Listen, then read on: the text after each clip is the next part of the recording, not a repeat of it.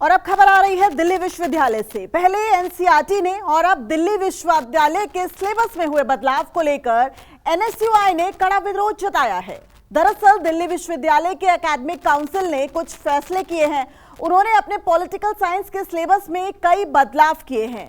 पहले सिलेबस में मोहम्मद इकबाल को पढ़ाया जाता था। यहां आपको बताएं कि मोहम्मद इकबाल उर्दू और फारसी के शायर के साथ साथ सारे जहां से अच्छा लिखने वाले शायर भी हैं। और अब वीर सावरकर के इतिहास को भी सिलेबस में जोड़ा गया है, जिसे एनएसयूआई ने पढ़ने से इनकार कर दिया है। हालांकि एबीवीपी ने दिल्ली विश्वविद्यालय के एकेडमिक काउंसिल के इस फैसले का स्वागत किया है।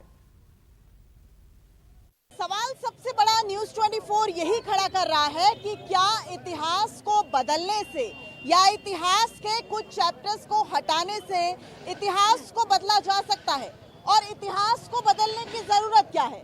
क्या हमारे आने वाले भविष्य को नहीं पता होना चाहिए कि कौन से स्वतंत्रता सेनानी थे, किन्होंने सारे जहां से अच्छा जैसा नारा दिया, ये नहीं पता होना चाहिए? सवाल सबसे बड़ा यही है। अब एनसीईआरटी के बाद दिल्ली विश्वविद्यालय ने अपने सिलेबस में कुछ बदलाव किए हैं और उसके बाद आप देखिए घमासान दिल्ली विश्वविद्यालय में एक बार फिर से मच गया है। और एनएसयूआई का अब ये विरोध है कि आखिर सिलेबस में चेंजेस क्यों किए जा रहे हैं और कुछ चुनिंदा बदलाव ही क्यों किए जा रहे हैं। क्या विरोध है?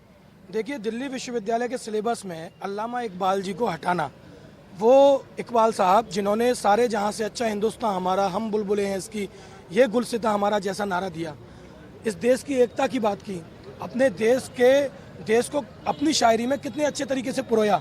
आज इतिहास को बदलने का आप काम कर रहे हैं। आरएसएस की शाखा में जो सिखाया जाता है, आरएसएस की शाखा में जो प्रचलन है, आप उन चीजों को दिल्ली विश्वविद्यालय के सिलेबस में डालना चाहते हैं। तर्क दिया जा रहा है कि वो पाकिस्तान का जो के फाउंडर रहे हैं, इस बात के साक्ष्य हैं। सारे जहां से अच्छा का उन्होंने नारा दिया, इस बात के साक्ष्य नहीं। ये ही तो मैं आपसे कहना चाहता हूँ। लड़ाई हमारी इसी बात की है। जो झूठा इतिहास व्हाट्सएप यूनिवर्सिटी पर ये फैलाते हैं, ये उसी को लागू करना चाहते हैं कि जो व्हाट्सएप यूनिवर्सिटी पर उन्होंने झूठ फैलाया है, वो स्टूडेंट हमारा पढ़े, आगे आने वाला छात्र पढ़े। आने वाली पीढ़ियों को हम क्या संदेश देना चाहते हैं? जिन महापुरुषों ने इस देश की आज़ादी के लिए, चाहे वो इकबाल हो, मौलाना आजाद हो, महात्मा गांधी हो। विरोध इस बात को लेकर भी है कि एक एकेडमिक काउंसिल बना दी जाती है, उसमें कुछ चुनिंदा मेंबर्स रख लिए जाते हैं। अब वो तय करेंगे कि सिलेबस में क्या होगा, यानी कि तेरा इतिहास कुछ और, मेरा इतिहास कुछ और। देखिए, पहली बात तो ये इनका शुरू से ही नीति रहा है हर चीज़ बदलने का, चाहे वो पढ़ाई से रिलेटेड हो या किसी और मुद्दे पे।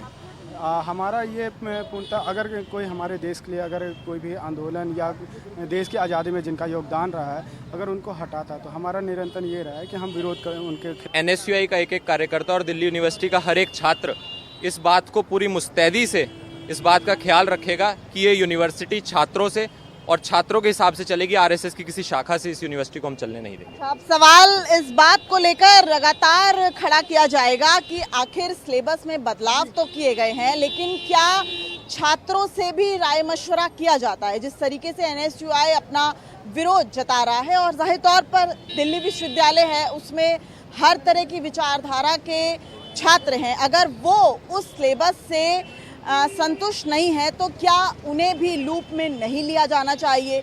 उनकी जो बातें हैं, उनके जो पॉइंट्स हैं, क्या उन पर भी विचार नहीं होना चाहिए? और जिस तरीके से एनएसयूआई का विरोध है, वो साफ कर रहे हैं कि अगर इसी तरह के बदलाव होते रहे तो वो इसे कतई नहीं मानेंगे। यानी कि अब वो यूनिवर्सिटी जो है वो भी एक जंग का अखाड़ा राजनीति की तरह बनता जा रहा है।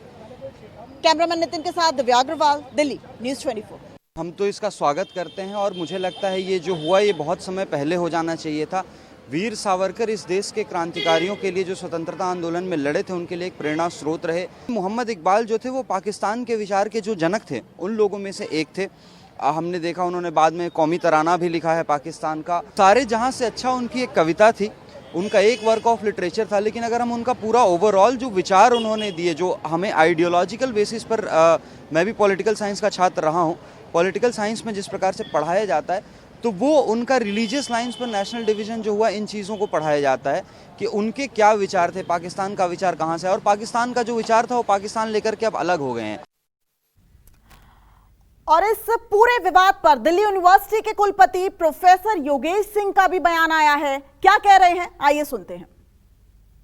अभी डिपार्टमेंट ऑफ पॉलिटिकल साइंस से जो सिलेबस बनकर एकेडमिक काउंसिल में आया तो उसमें दो विषय निकल कर आ गए। एक तो ये कि वो लोग मोहम्मद इकबाल को पढ़ाते थे, तो एकेडमिक काउंसिल ने तय किया कि इकबाल को न पढ़ाया जाए, क्योंकि इकबाल ने सारे जहां से अच्छा हिंदुस्तान लिखा तो सही, लेकिन उसको माना नहीं। हमको ऐसे लोगों को क्यों पढ़ाना है जिन्होंने भारत को तोड़ने में अपनी भूमिका निभाई हो, इस कारण से एकेडमिक काउंसिल ने उसको ड्रॉप किया। दूसरा था कि एक विषय सावरकर पर एक पेपर पढ़ाने का, वो प्रपोजल आया, एकेडमिक काउंसिल ने अप्रूव किया, ये मानते हुए और ये जानते हुए कि सावरकर का एक विशेष योगदान है आज़ादी के आंदोलन के अंदर।